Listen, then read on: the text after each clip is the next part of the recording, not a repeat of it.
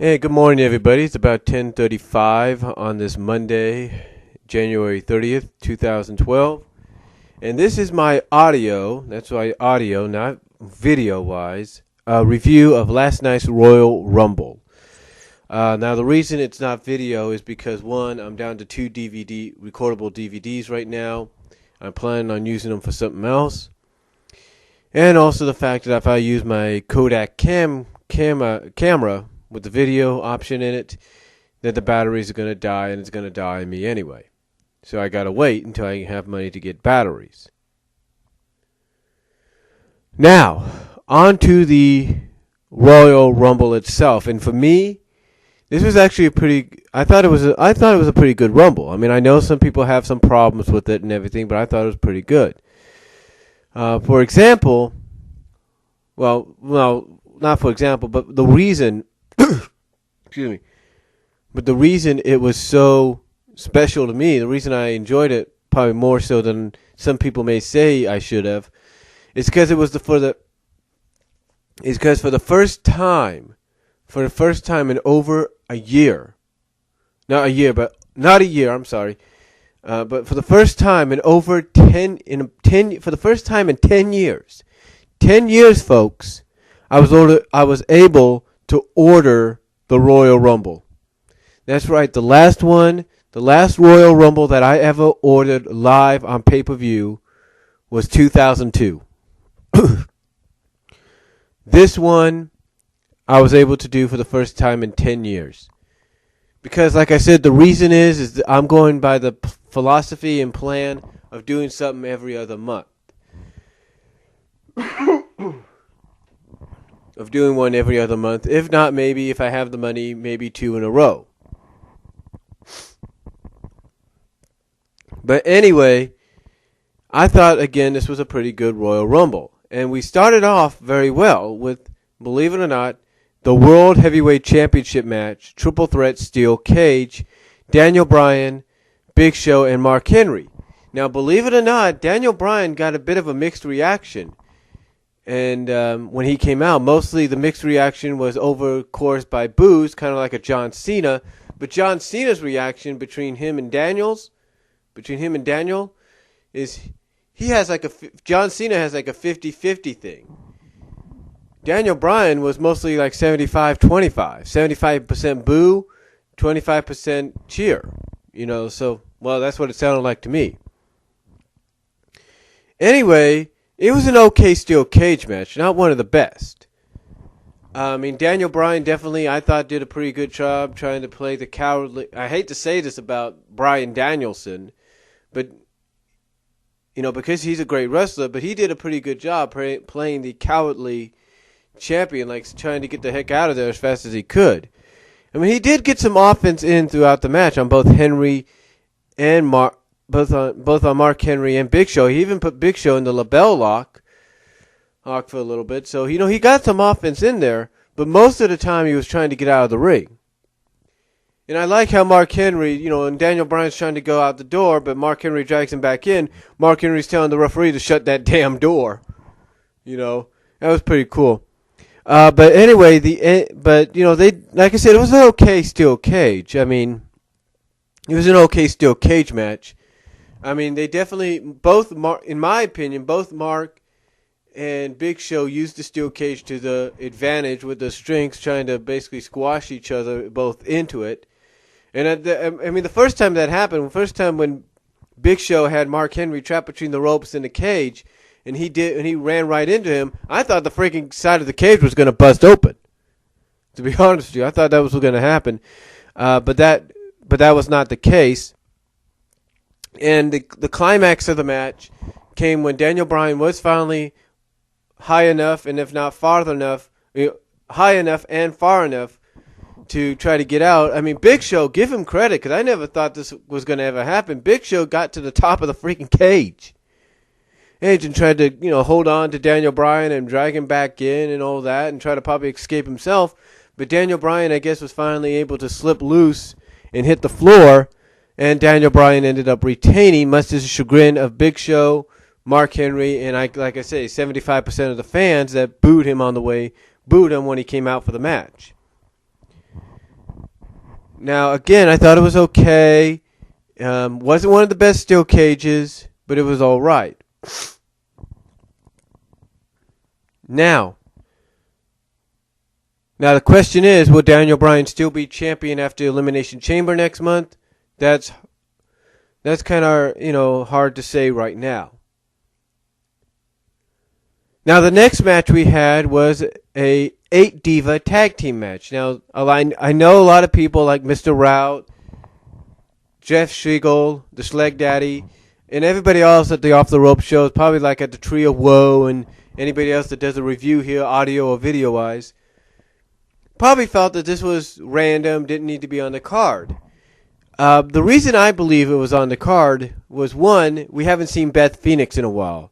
Beth is supposed to be at Raw. We haven't seen her, so I don't know if that's going to play into a storyline going into Mania or something. I don't know. But anyway, Beth Phoenix, for the first time in a few weeks, made her return to television. And she teamed up with Natalya and the Bellas. And they went up against Kelly, Eve Torres, Alicia Fox, and Tamina. Now, Tamina, I'll tell you this. You want to put Beth Phoenix in a title defense before Mania in her eventual matchup with, well, I'll get to that person later on.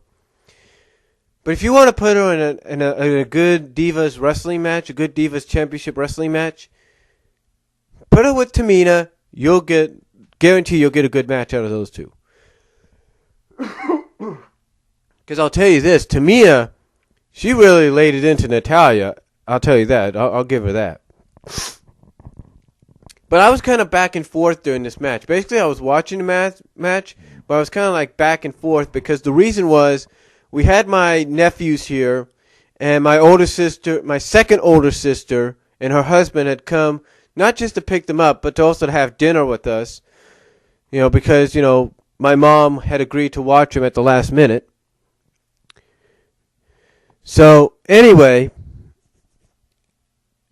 it was also to show appreciation for the fact that she took her time out at the last minute to watch the kids. So that my mom did what she did. But anyway, getting back to the Rumble. Getting back to the not Rumble, but the Divas match. Again, I was kind of back and forth, kind of walking back and forth because I was needed and all that. I was just checking up on things. So I really didn't see what was going on, but apparently, I guess one of the Bellas or something happened. I mean, I saw the melee taking place, so I guess some kind of a botch happened in there with the Bellas or Kelly or something, where Beth is the one that had to correct it. And literally, I mean, you could hear Beth just slap the living hell out of the back of, I think, one of the Bella twins. I don't know if it was Nikki or Brie. And literally, by doing that, she tags herself in and tells, I don't know, like I said, it was one of the Bellas to get the hell out of her ring. She gets Kelly, puts her in the glam slam, and wins the match. So you could tell that literally Beth was pissed off about a certain botch. I don't know if it was done by the Bellas or what was going on.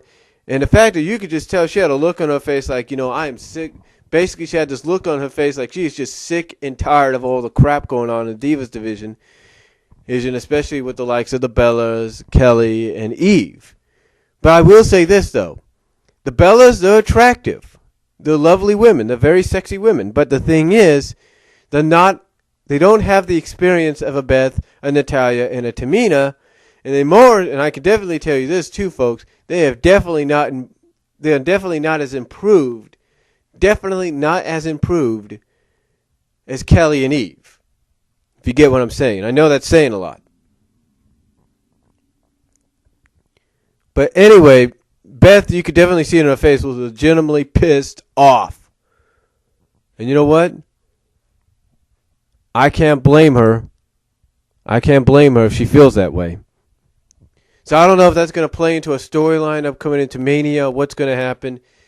But you could definitely see it on her face. She was legitimately PO'd. And then after that, we get another last second or last minute addition to the Rumble.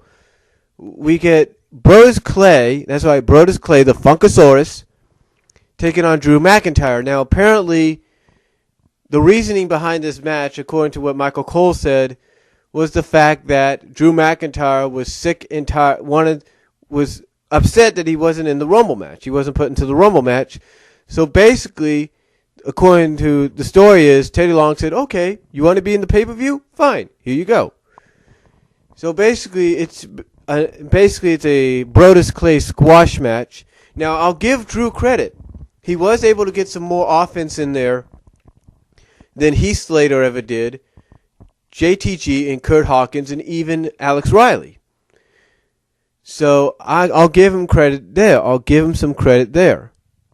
So, and to me, as much as respect as I have for Riley, JTG, Hawkins, and Slater, because they are good competitors, they are good athletes in the ring, for Drew to get some offense over on Brodus, just a tiny bit of offense, kind of proves that the WWE is high on Brodus if you're now putting him in the ring with Drew. Because Drew, to me, even though he's on this kind of like losing streak right now, he's kind of like the next level up. Yeah, the next level up, even from an Alex Riley. That's the way I look at it. As much respect as I have for A-Rai, he's kind of like that next level up. Because let's not forget, A-Rai, not A-Rai, but Drew McIntyre is a former Intercontinental Champion. A-Rai's never had that title. JTG's never had that title. Heath Slater and Kurt Hawkins definitely have not had that title. Drew has. So to put Brodus in the ring,